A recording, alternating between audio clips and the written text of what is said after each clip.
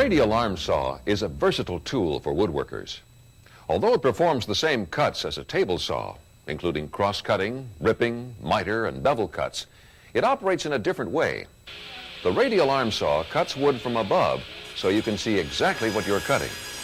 The motor and the blade, which are mounted on an arm above the table, are drawn across the wood to cut the boards to length. The radial saw is considered one of the better power saws for cross-cutting long boards. Safety.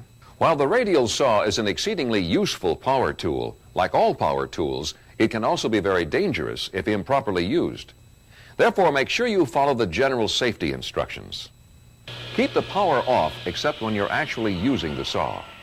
Make sure the yellow key is removed and the switch is in the off position before plugging in the power cord. For your own protection, wear safety goggles whenever you're working around the machine. Don't wear loose clothing, jewelry, or watches. If you have long hair, tie it up or tuck it under a cap. And if you're using the saw for hours at a time, wear hearing protectors and a dust mask. Make sure your work area is clean and well lighted.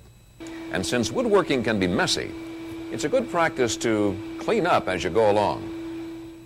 Two major hazards connected with the radial arm saw are kickback and wrong way feed. Kickback occurs when the teeth of the blade grab and throw the workpiece violently back out of the saw.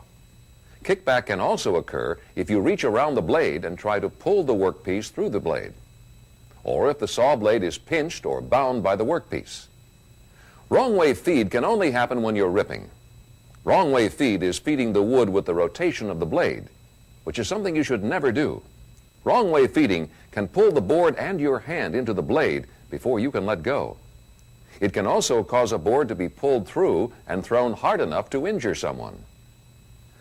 Always feed the wood against the rotation of the blade whenever you rip. The blade guard,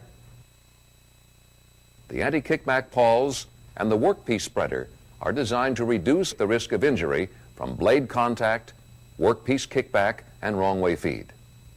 The blade guard serves as a partial barrier to help keep hands from touching the blade at the infeed end. It also helps keep the workpiece from lifting or fluttering during ripping and helps catch or deflect workpiece chips. The anti-kickback pawls help reduce kickback by grabbing into and holding the workpiece. The anti-kickback assembly provides some barrier protection from blade contact. Never feed the wood into the saw from the pawl side. The spreader helps keep the kerf of the workpiece open. Properly adjusted, it blocks the blade from being pinched and causing workpiece kickback. The spreader also helps reduce the chance of wrong way feed because it blocks the workpiece from contacting the saw blade. Always follow your saw's instructions to properly adjust the anti-kickback pawls for ripping.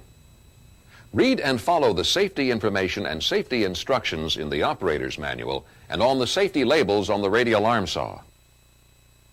And know the location and function of all controls before using the saw.